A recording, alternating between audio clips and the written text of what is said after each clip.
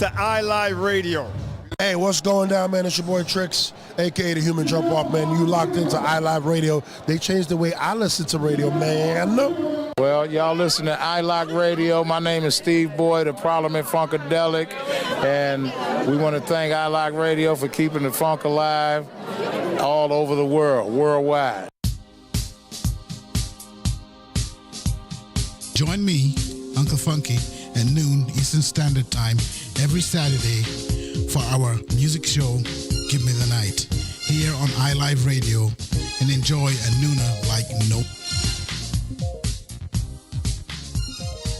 Attention all musicians, bands, associations, clubs, and organizations that represent collective styles of music across Canada. Now is the time to rebuild our collective music nation. Genres like hip-hop, R&B, jazz, soul, reggae, gospel, and more united. The Collective Music Nation is a non-profit organization committed to the development of collective music. Free memberships are available now. Collective Music Nation. One voice. Strength in unity. Canadian Black Entertainment's mission is to create, celebrate, and promote Black artistry. Join us every Wednesday at 7 p.m. Eastern Standard Time on our Instagram for our IG Live with CBE, where we interview artists. Follow us on IG and spread the word.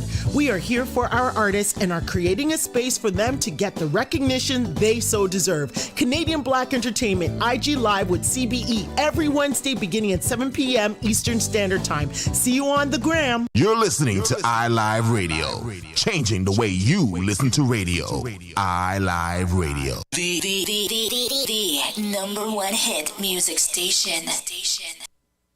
Good afternoon, everyone. Thank you for joining me this Sunday afternoon. I know you guys have a whole lot of things you could be doing this Sunday afternoon, but really appreciate you coming and hanging out with me.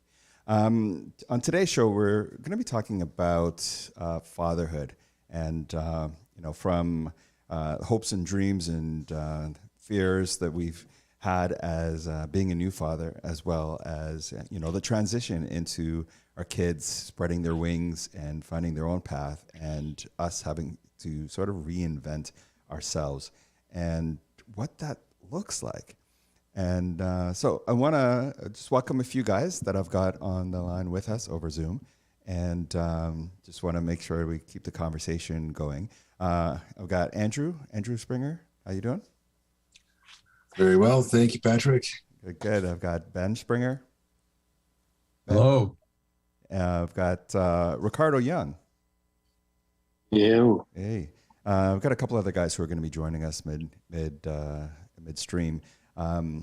So, Bentley, I want to kind of start with you because I think out of the group you've got the youngest children, and I know for myself growing up, because I had children at a young age, and there were a lot of fears and concerns and all sorts of things that were going through my mind at the time when I found out I was going to be a dad. What was that like for you? If I may reveal, I've known you for a long, long time, and have been honored to see.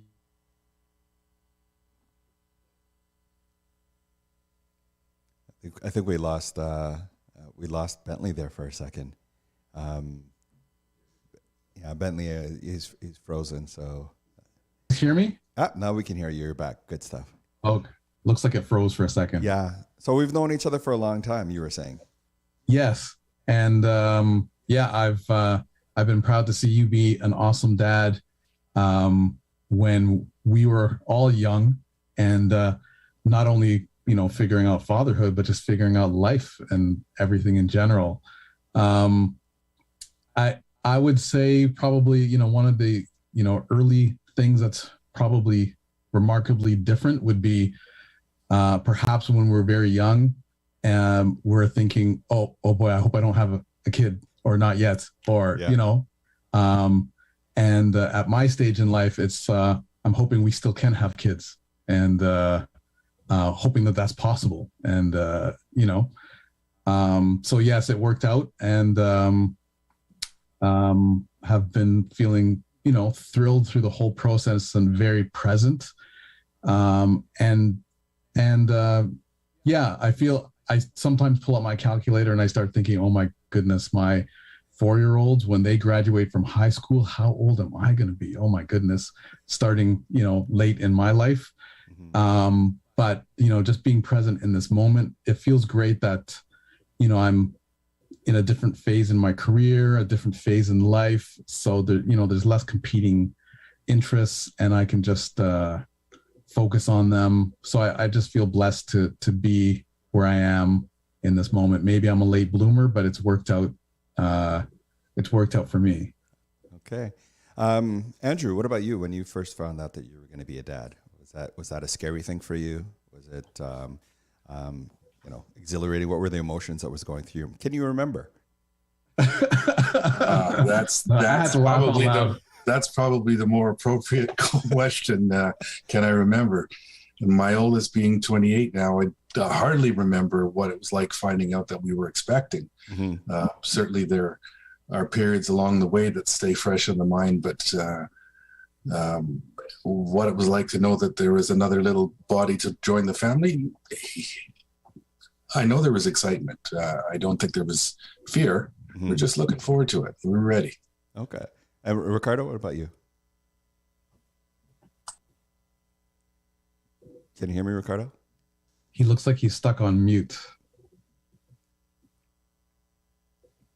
You there, brother?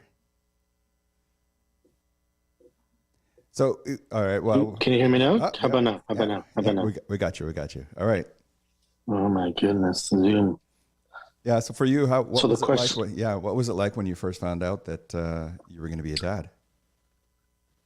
What was that like? Yeah, that was quite a while ago. Like Andrew. Yeah. It was exciting. It was exhilarating. It was what I wanted. I remember that I was praying for a boy. And I got a boy. So I think that was something that was on my mind, which is silly, of course, because all you want is a healthy child. Yeah. But when you're young and stupid and you're in your 20s, you think about things that today, as we get older, we wouldn't focus too much on. But yeah, I was excited and I was happy to carry on the lineage of the young genealogy. And I have no complaints. Did you guys, like, when you were, I guess Ricardo, Andrew, it's been a while because you have older children, but when you sort of started your fatherhood journey, was there any kind of a thought in your head as to the type of father you wanted to be for your children? What you wanted it to kind of look like, or was it that you were just kind of figuring it out as you go? Is that for me? For anyone who wants to jump in. Did anybody read any books or try to find an owner's manual or something as to what you should be doing? Well, I can go first. Sure. I can say that I definitely wanted to continue yet break the strong Jamaican disciplinary upbringing that I went through, meaning that this is Canada and not 19th century rural Jamaica where discipline is the order of the day. Yet I felt it was important to maintain that discipline. So the key for me was balance. So obviously you don't want to overdo it, but you do want to instill values, especially Christian values that I have, and yet not suffocate or overly suppress their expression of growing up in a society where they may be targeted. So it's really, everything's a balance. It's all about balance for me. What about you? That makes sense. What about you, Andrew? Did you really, at the time, did you think about the type of dad you wanted to be or parenting style? Did you read any books or do any research, or you just kind of looked to the mom and said, you know what, you got this?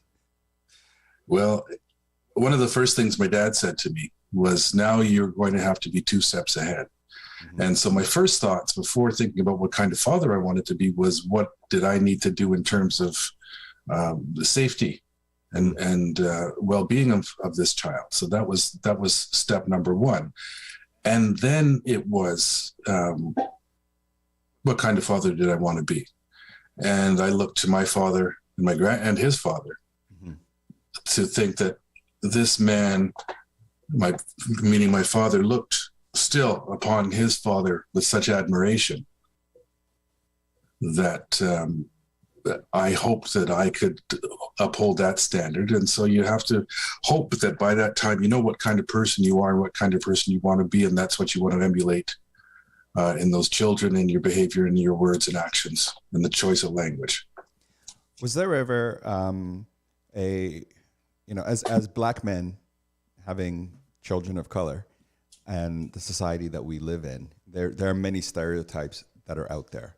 There are many, a lot of stereotypes that are out there. Did that play a role in the way that you view your children, what you try to teach them? Let's go with Ricardo. In a word, huge. Mm-hmm. Huge. My entire premise and philosophy and worldview and order of magnitude and the way we think is based on our values, whether it's religious or racial.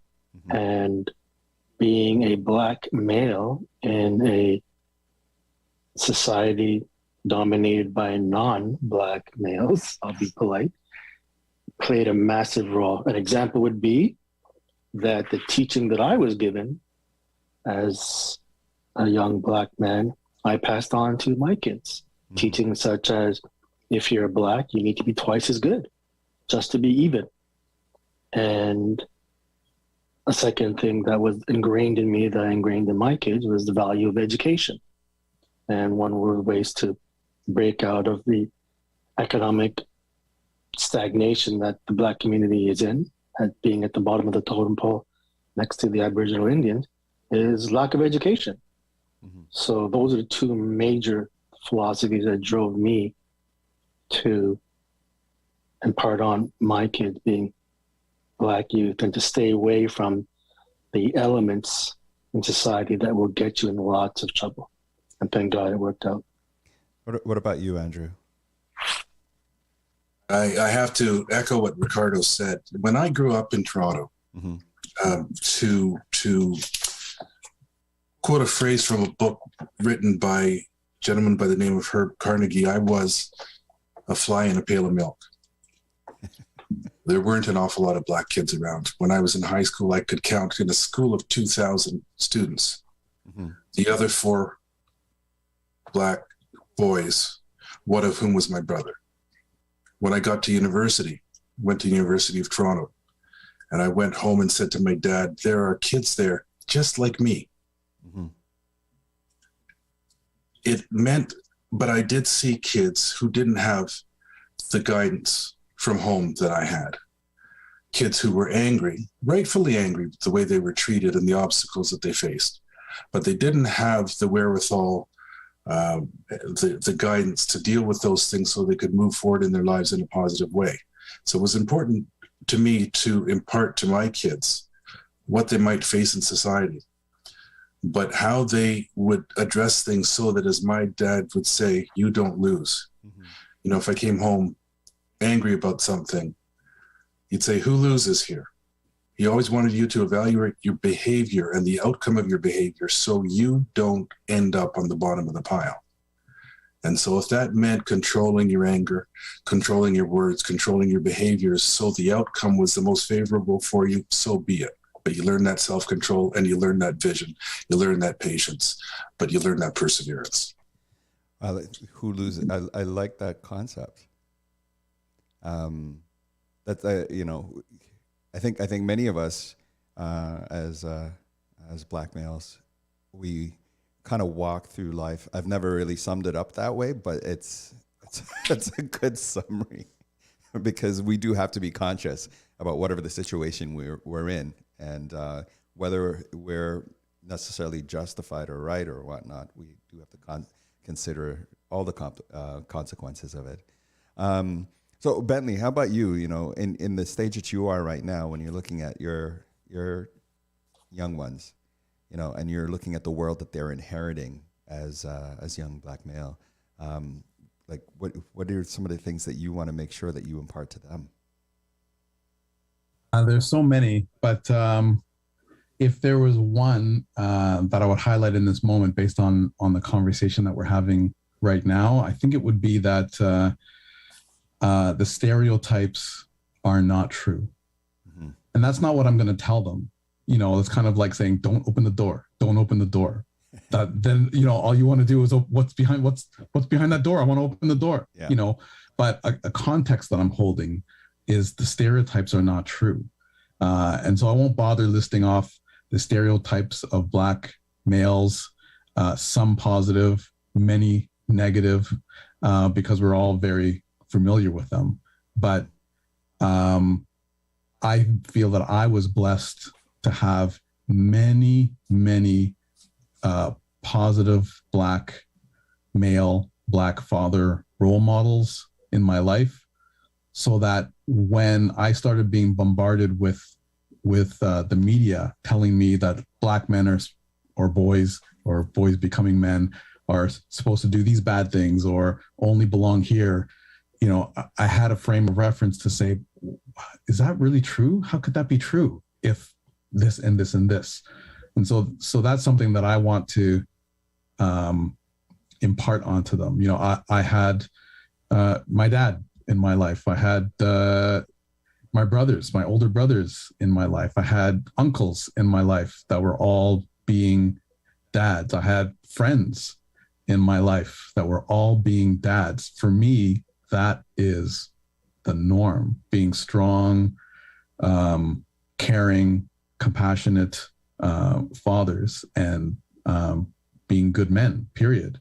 So with two boys that are now turning 4, that's what I want to bring them up in, that they just know that the air that they breathe and who they are, that they are destined to be good black men and potentially fathers, and that is the norm. So I will do that with every fiber in my being in a very calm, cool, and collected way, as though it, you know, like I said, it's just the air that they breathe, that is just how it is, so that when I know that they encounter people telling them, or the media telling them other messages like that something else is the norm, that they can counter that with hopefully myself as an example, and family and friends as an example, to let them know that no, the norm for black men is that we are strong, caring fathers. I want to bring Greg Stokes, who just joined us, into the conversation as well. But before I do, Greg, you there?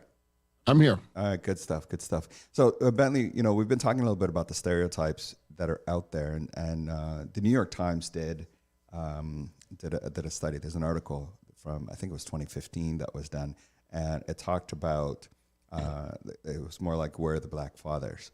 And they compared they compared Hispanic, black, and white fathers and how involved they were within their children's lives. And they did the comparison for fathers who were in with their partners and fathers who weren't living with their children. And so I'm going to give some of these stats, which at the time when I read it a few years ago and I saw it, and I've mentioned it a few times, people kind of looked at me cockeyed. But you know, so here's a couple of the stats. So for fathers who fed or ate meals with their children on a daily basis, so out of the study, for Hispanic it was 63.9%. For white fathers, it was 73.9%, and for black fathers, it was 78.2%. So for fathers who bathe and diaper their children on a regular basis, these are the younger children, 45% were Hispanic, 60% were white, and then 70.4% were black.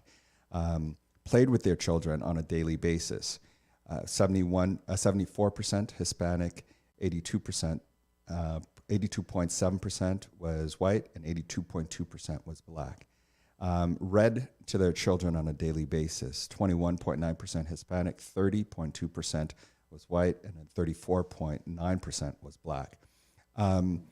There is this idea out there that the black father is not involved, that they're not a part of their children's lives. So these stats were based on fathers who were living with their children.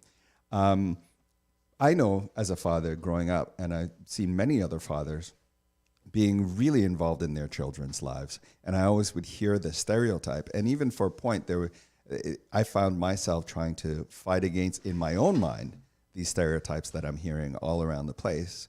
And when I started to do some of the research and started to see some of these numbers, I was like, wait a second here.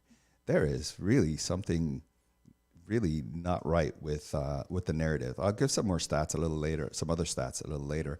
But, Stokes, bringing you into the conversation, as a father, you've got an older child and a younger child.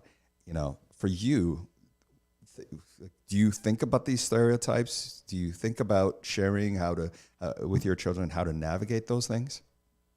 Definitely. It's hard to avoid it because it's something that is constantly pumped and programmed into our minds for us to believe that this is who we are. And I think, who was it that said it earlier? Sorry, I apologize. It's Bentley, I believe, who's pushing back on these programmed stereotypes of who we are. Don't believe the stereotype. And I'm sorry, repeat your question again. I feel like I kind of deviated from it. No problem. Really, it's just about, do you, when you're looking at your children and guiding them, what do you think about the stereotypes? How do you try to prepare them to deal with those things? I think, I was raised by like really strict West Indian people who don't play with that stereotype stuff. They demand excellence from you and would point out the things that society says are you and say that's not who you are. And so that was ingrained in me heavily. And so I passed that off to my kids in probably in a little, less aggressive way than my parents did. But I passed it off to my kids by saying, like, listen, like I look at them eye to eye and I say, I see who you are. I think you're excellent. I think you're amazing. I think you have great potential. And there's going to be people that are going to come in your life to lead you in a different way, or people are going to tell you this is who you are. Don't let anyone dictate who you are, whether you think they're a friend or you think they're a foe. No one should dictate who you are. Excellence is what you are, and I know that because you come from me. And for the most part, dealing with my son, because he's the one who's 20, he has lived that life, and he pushes that life, and he's proud of that. And who will say, Dad, these guys are just going off doing stupid things. And it's like, what do they want with their future? Like, I don't get, I love that he thinks that way. So I don't fear him falling into the stereotypes. I feel like he's literally, aware of it and, pushes to show that there's excellence behind his name. Good. Ricardo, I know you've got to drop off and I want to be respectful of your time. So I've got a final question for you before you do have to go. And, now that your children are older and living their own lives, doing their thing, what is that transition like for you now as, somewhat, for such a long time, your life was revolving around making sure that these children found their path, found their way. And now that they're on their journey, you now have a little bit more time to look at yourself and so kind of be like, okay, so what's next? As me as a father in their life, me as a person, and what's next? What is that like for you at this time? Yeah, good question. If you don't mind, before I go to that one, I'd like to respond to the point you just made about the statistics and the data you were referring to. I think it was from New York Times. Yeah. And I would caution us to be mindful that the data is based on the Black fathers who are with their kids. Yeah, that doesn't include the totality of the Black community and Black fathers who are either in jail or they are absent, which totally skews those numbers. They do have there's a breakdown for the fathers who are not with their partners. I'll get into those numbers a little later. They do have some breakdowns for that as well. Okay, great. Love to hear that because, there's more Black fathers in jail than there are in university. But so with respect to your point about what's next and what's now, I am in a very comfortable place. It's funny because I'm getting a lot of calls from friends and family saying, hey, your oldest one has moved out. He's living in his condo. How are you dealing with it? And I'm like, I'm very fine. Thank you very much. Why are you guys all worried about it? Have you talked to him every day? No, I talk to him once a week. So the point I'm making is that I've done my job and I'm satisfied that you have to let them go. And if you're worrying about them like they were 6 years old, then you haven't done your job. If your job has been to teach them the right values and principles about life, about love, about success and failure, relationships, all those things that good fathers do and teach, then, as the saying goes, you let them fly when you're done. If you're constantly worrying about them in terms of having to still educate and train and coach them, then I think that speaks to the preparation or lack thereof that you've done as a father. So in short, I'm very proud and comfortable that they have turned out exactly the way I would have mapped it. And then you got to let them go. And I've done that. I'm very happy and content with that. Sorry to interrupt you, Ricardo. You don't feel any sort of anxiety, I guess separation anxiety, when they're going on to this next step? Because I mean, I'm not there yet, but I'm already feeling the anxiety. Like I'm feeling like, have I done enough? As a parent, I always wonder if we ever feel like we've done enough. That's a great question, great point. And my answer is no. And when I say that, I don't mean there's an absence of some anxiety because then we're not human. Yeah. What I'm saying is I'm comfortable and content with the fact that I've done my job, and the evidence that I've done my job is there based on all that he's accomplished and done in his life and his financial situation, his relationship situation, and all those things that we would measure. And that's all you can do. So then I let it go, because if I'm constantly worrying about it, as I was saying, then it becomes a self-fulfilling prophecy and counterproductive. So no, I do not worry about it because I feel like I've done my job. I've done it well. And the evidence is there. Wow. How about you, Andrew? Well, I'm not convinced that our job is ever done as parents, even when they're gone. My kids laugh at my mother telling me to put on my scarf or asking me where my hat is. And I'm in my 60s. And I honestly think that if anybody could impart to you prior to having children how much you would worry and really make you understand, then you'd never have kids. But you're doing it and it's too late when you finally understand that. So having said that, I think that all the way along the way, we have a responsibility to these human beings that we brought into the world, even when they're adults, because we're further along the line, to share with them what we can that will help them in life. And there are times, especially when they're younger, when the ground is not fertile for those seeds that we're trying to plant. But it remains our responsibility to plant the seeds, because when it is fertile, if we didn't plant the seeds, some other weed will grow. I'm sort of in the middle, or like I've got, older children, and I hear Ricardo's point in that you do your best, you pour as much as yourself into them as you possibly can to give them the tools to navigate the world. And when you start to see them navigating the world, it's an amazing feeling to have. And it's like, this is great. I can pat myself on the back because I feel like, you know what, they're doing their thing. I must have done something right. But then on the flip side, for me, I'm kind of with you, Andrew, where I'm like, my daughter's 33 and I still worry about her.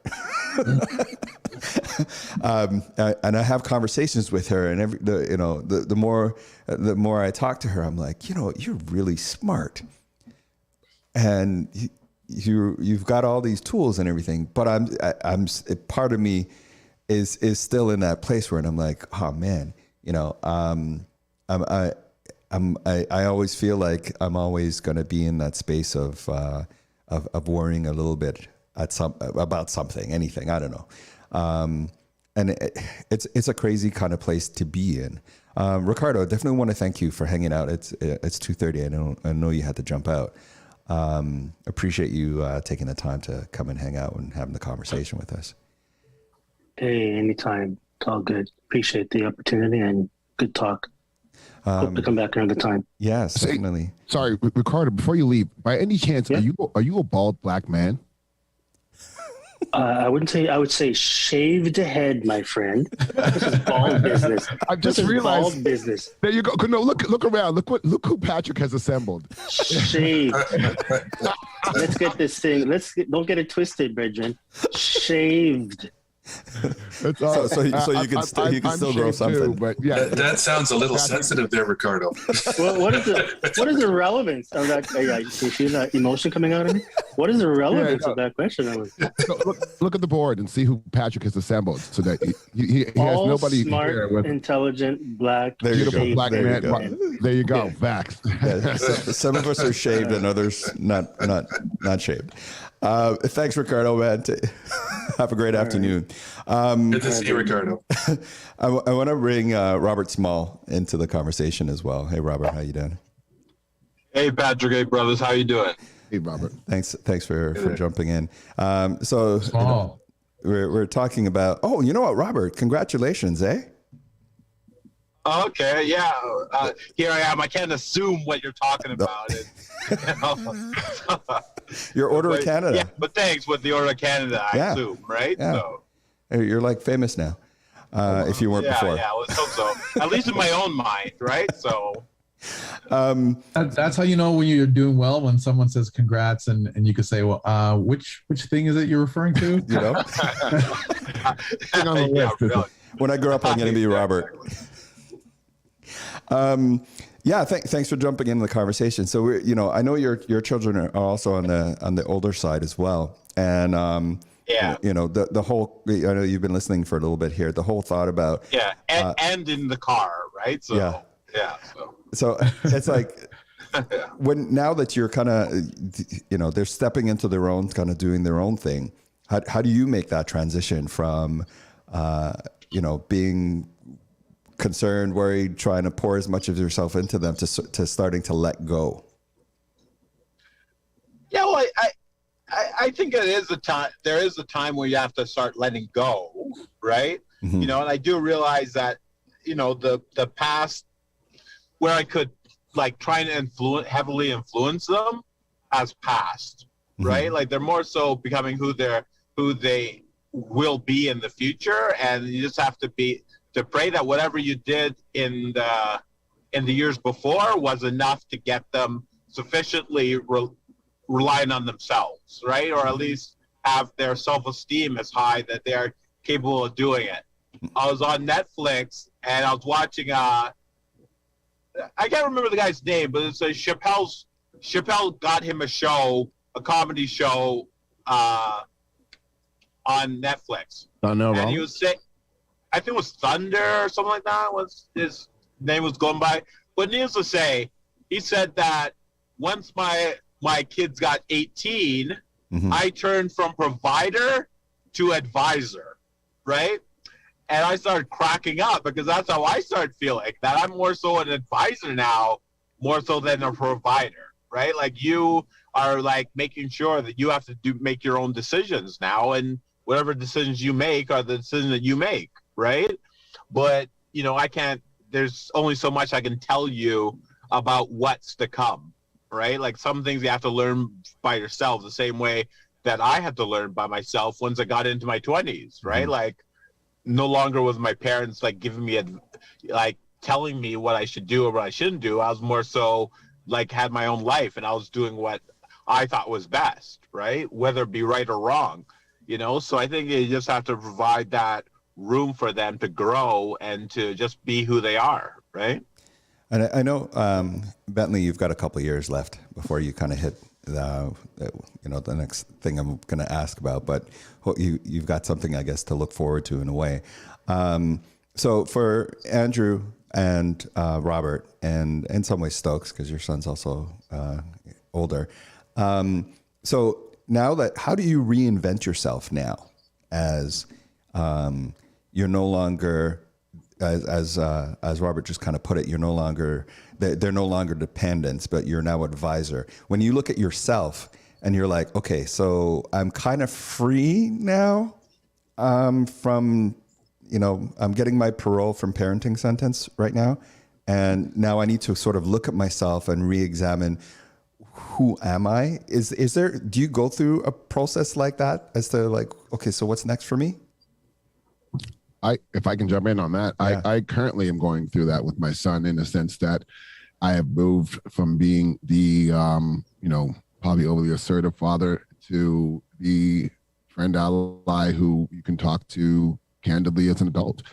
And, but not only talk to candidly, but he could actually teach me some stuff as well too. That's become the relationship. Mm-hmm. And, which helps him to take a position of I find like a far more mature position comes out of him. His critical thinking is able to be displayed a lot more. And, it's cool. It's comfortable to take a back seat sometimes. Be like, oh, cool. Let me learn something from you. And on his end, he's feeling empowered by that as well, too.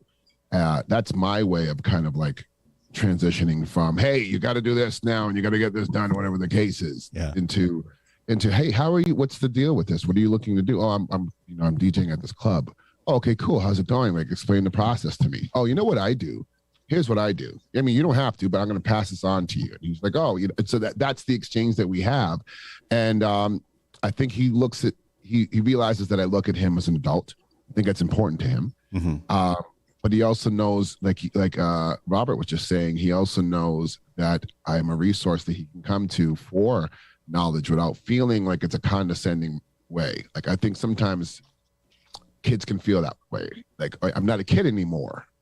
I want your advice. I don't want the lecture. Mm-hmm. And that's what I had to learn to stop doing, because I realized that I would be talking to my son and 25 minutes would go by before he said anything. Right? He'd just be like, yeah, okay, yeah. And we called it a conversation. Yeah, he's not involved in this conversation. Like, literally a lecture, and he's just literally waiting for me to stop talking so he can, like, at some point, Dad, cool, I'm going to go. What about you, Andrew? That transition for you when you had to kind of look at reinventing yourself? It is a process, and it comes, I think it's initiated by their pushback. Mm-hmm. They're going to push back before they're ready to take the reins. But you have to start becoming a better listener. And you have to start finding ways to share your experience with them in a way that they're not going to feel as if you're telling them what to do. But you also have to work to bring them forward so that they feel secure enough to start asking for advice. Because you don't want them going off doing stupid things because I can do it myself. And they haven't the experience or the knowledge to do the right thing or make the right decision. So it's moving yourself along so that you can step back and yet still be there, but bringing them along so that they can step forward into that role responsibly. And so it's a process, and the kids are all at different phases, not necessarily because of their age, but maybe because of their maturity. And so then moving between the three kids, you have to deal with them all differently, knowing that the end goal is the same, that you want to be able to sit down with them and have them say, hey, Dad, what about this? Mm-hmm. I mean, I'm almost 62. I would love to sit down with my dad, if he was still here, on a bunch of stuff. And I wouldn't be worried about him telling me what to do. I just want to know his take on it. And that's where I would like to be with my kids, that they are wise enough to speak to people who have experience that they don't, so that they can make the right moves and make the right decisions. So your dad wouldn't lecture you like Stokes would be lecturing his son, eh? You forget, my dad was a teacher. Yeah. My dad lectured me longer than I lecture my kids.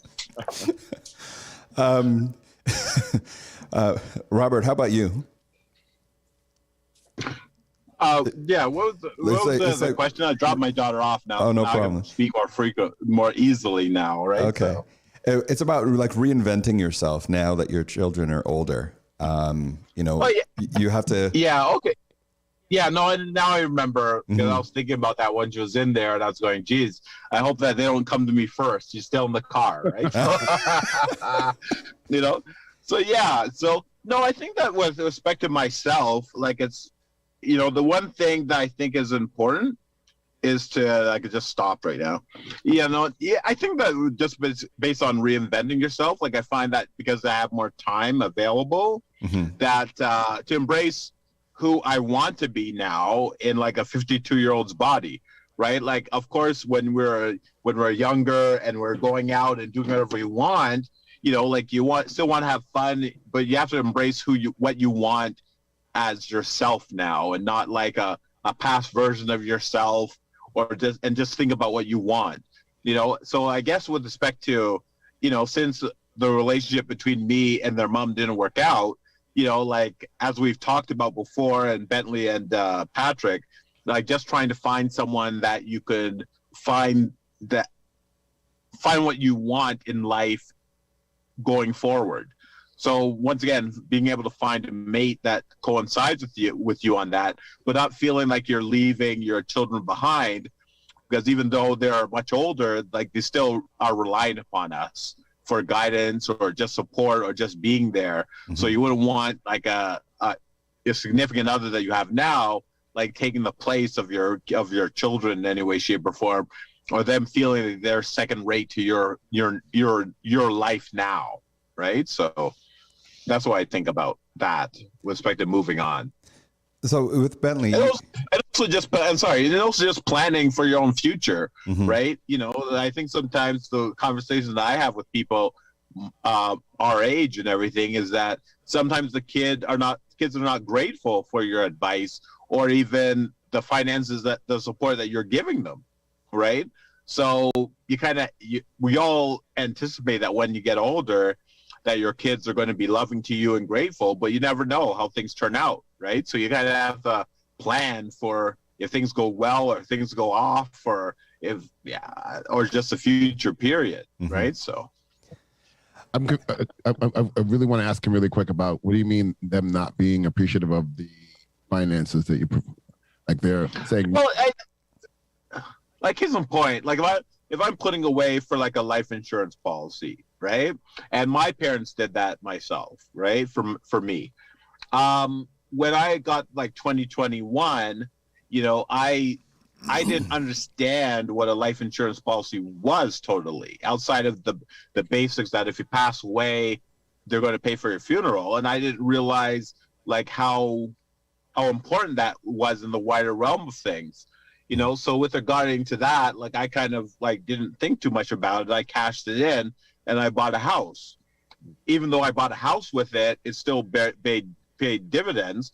But like with respect to myself, like I'm putting away for a life insurance policy for my 2 children, so they can leverage it in order to buy a house. But they're not, I think that was using an example that they don't, similar to myself at their age, they didn't understand the importance of what's happening.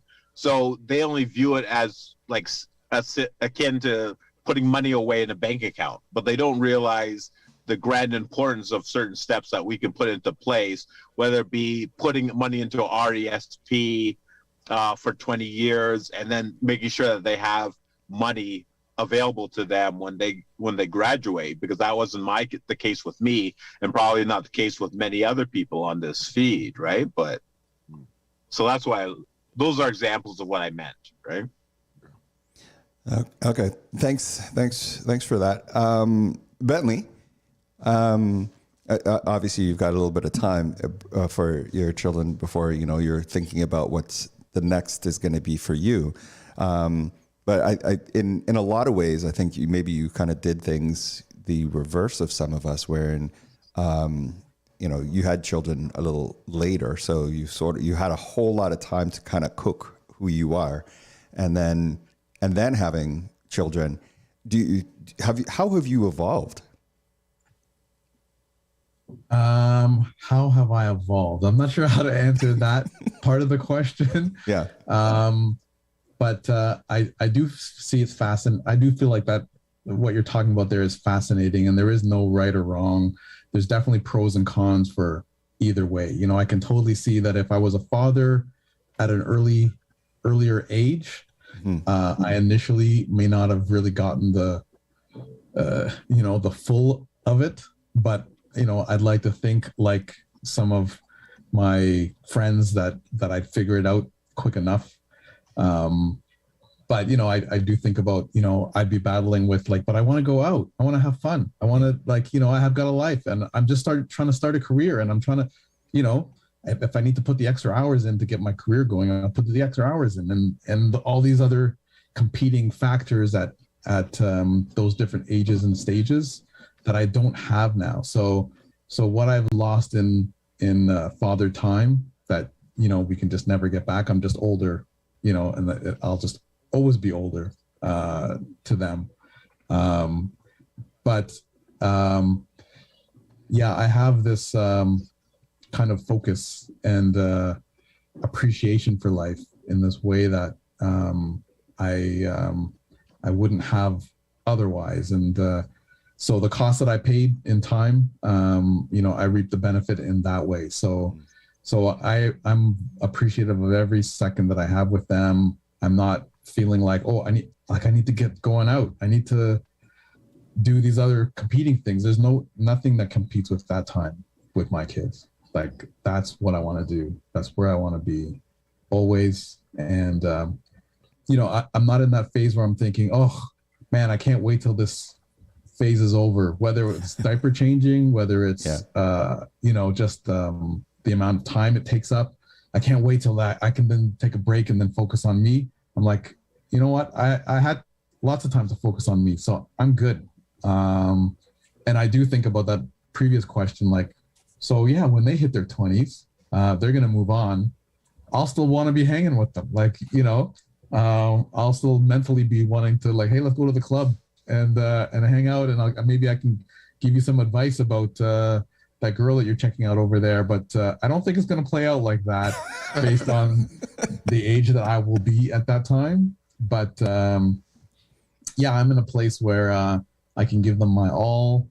And I have a huge appreciation. I get that we all die. This road's going to end.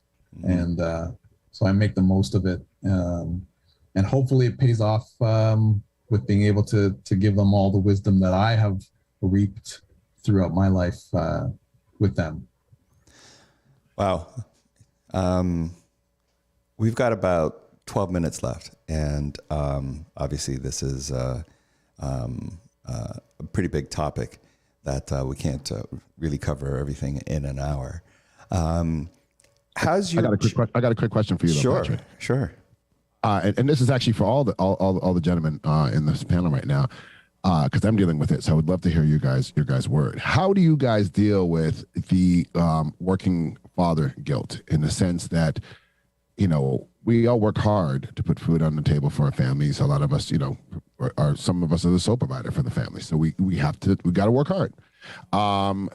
However, there's, sometimes it falls short with the balance of okay, cool, I'm working, dad, right now. Now I'm put work aside, dad, and I'm just focused on you.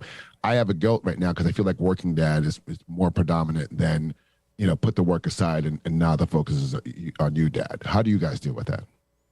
If I could jump in there, because there was a time when I was working in the hospital 5 days a week, teaching 4 nights a week, teaching in the hospital 6 hours, 3 Saturdays a month.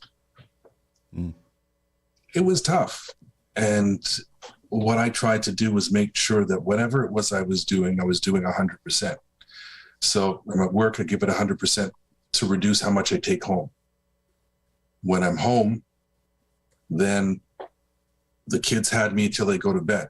And it may mean that then work that I had to do, whether it was to prepare to teach class or, to make a presentation to management forum in the hospital, happened after they went to bed and everything was all settled. It honestly meant that for years I didn't sleep a lot. But I tried to make sure that the kids had me 100% when they had me. Didn't always work because it just wasn't enough for me to go around, but it's what I had to do for the family because I was the only person working. So it's the way it went. If I may, I'd love to share what my dilemma is in my stage in life, because I almost feel like it's almost the opposite side of the same coin of your question that you just asked, you might be in this space where like, okay, you're working a lot and you're maybe even contemplating working more, but there's a cost and, juggling that. So on the opposite side of that coin, I'll tell you my dilemma is, how much do I give them versus not? Whether that's my time, my resources. I don't know if you can relate to this, but some of the character that we built growing up was partly out of not getting certain things in life. Whether our parents couldn't or whether our parents could, but felt like, the lesson that you will get is that you'll get a lesson in this from not getting this.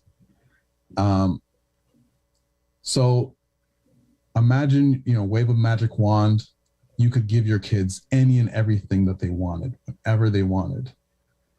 This is sort of the dilemma that I have of, well, if I could do that, this would mean they would no longer be held back.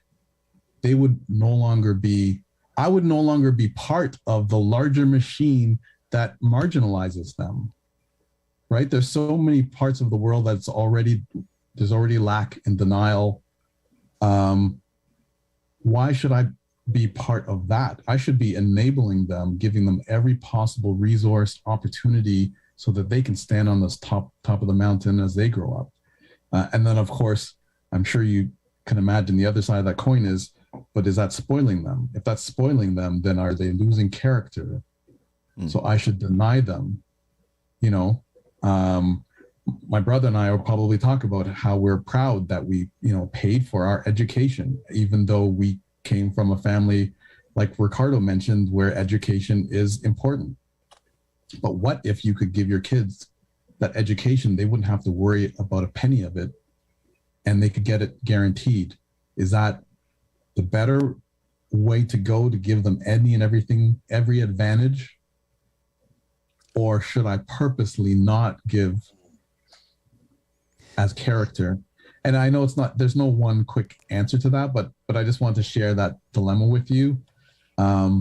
Because it may not be that, you may feel because of your situation that, well, I wish I could give more time. Maybe sometimes more time is better, but maybe sometimes more time isn't. So yeah, I just wanted to share that dilemma. Bentley, if I could just respond to a couple of things there. One of which is there was a period when there was a whole lot of conversation about quality time. You've got to find quality time with the kids. And I read something that really made me stop and think. They said you cannot manufacture quality time. Quality time comes spontaneously within the quantity. So that those moments come up that are really quality. But you didn't make it happen within something. So we can't, I don't think, spoil our kids by spending time with them. Mm-hmm. Now, yes, I'm proud of paying for 6.5 to 7 years of education, and finally had to swallow my pride and go and ask for money. But there's a different reality today. My first year in arts and sciences at University of Toronto, tuition for all 5 full courses was $750. So yeah, I could work for and pay for that. When our daughter went to Ryerson, $750 didn't pay for 1 course. And we were concerned as students, what, our books are going to cost us $200? Are you kidding me? And some of her books were $200. So the reality is, we might think, well, when I was your age, you need to do. But the reality is, they're not going to be able to work to save enough money to pay for that education themselves. That's the bottom line. Whether you strike some other deal, whether they have some other responsibility for it, that's up to your own creativity. But some of the things that apply to us, it's a very different world. And the part that frightens me even more is that the world they are going into will be even more different. And I'm not even sure we're qualified to prepare them for that world. Yeah, true. And that's a whole nother show. The one thing I want to say on that, Stokes, is for me, my approach has always been from a young age with my kids is to instill in them how blessed and fortunate that their lives are, and try to get them to understand the things that I bust my ass to provide for them, to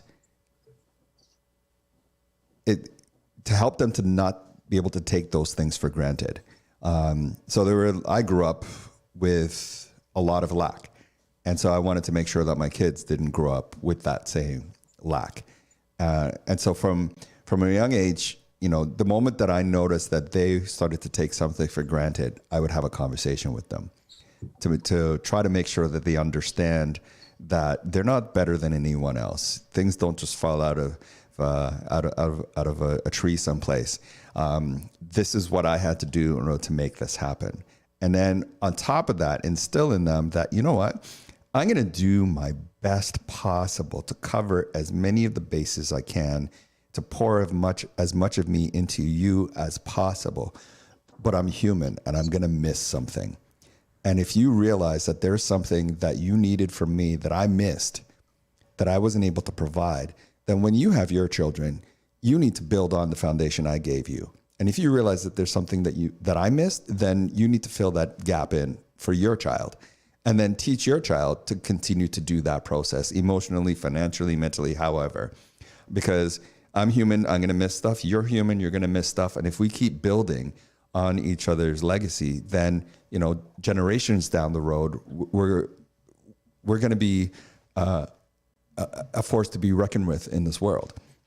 That was my approach. And, real quick, because we got like 2 minutes, me looking at this next stage of my life that my children are older and kind of reinventing myself now, moving from this being responsible, so to speak, for them to now being more hands-off and allowing them to live their dreams is scary. And I worry about them. I know that I've poured as much into them as I humanly possibly could. But I'm always going to be worried about them. But also on the flip side, I'm excited and I'm also at peace, because now I have the ability to kind of start looking at myself and saying, okay, what do I want to do next? I have all this free time on my hand. I got a little extra money in my pocket. What's this next thing going to look like? And so reinventing that is like amazing to me. Guys, I really appreciate you coming and hanging out with me this Sunday afternoon. I know that this topic is deep and it's huge and it's wide, and there's no way in the world that we can cover it in the hour. And maybe I'll bring you guys back again for us to continue the conversation. But yeah, definitely. Really, really appreciate you guys hanging out with us. Any final thoughts, guys? In like 30 seconds or less? One quickie. Mm-hmm. I think the greatest gift that we can give our kids is self-esteem. And if you look at people who are having challenges, self-esteem is often a big, big, big obstacle. So it's not the only thing, but it's a very important thing that we need to ensure that they carry with them. I'm a big believer in that self-esteem as well. And that's a lot of where I was coming from with the comment that I made earlier around, the stereotype. I'm not naive. I know that there are Black men that are not there for their kids or are challenged to be dads, just as there are in every race. I'm just saying, don't believe that that's the norm. And part of the power in that is the self-esteem that regardless of where you're at as a father. I gotta cut you, brother, because we got like 15 we seconds. can do it. Real quick, accountability and empathy is what I preach to my kids. Thank you guys. That'll carry you far. Thank you guys for hanging out. Coming up next, Lady T with womanhood, and she's also going to be exploring the same conversation from a woman's perspective. Stay tuned.